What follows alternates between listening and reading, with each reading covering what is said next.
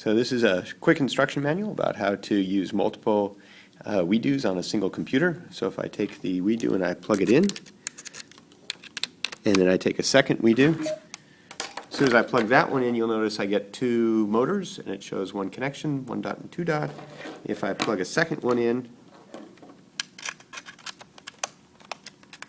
I will get two more dots, and you can see it now has each individual motor accessible and labeled as 1, 2, 3, 4 dots. So I can go through and write a program. If I do a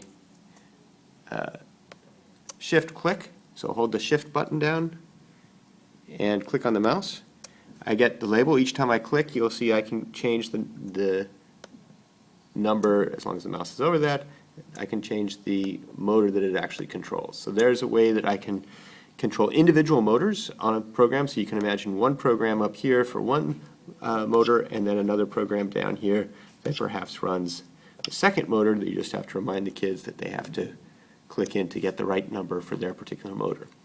So it might get a little bit complicated, but and I have never tried it in the class, but this would be the simplest way to have multiple systems be controlled with one computer.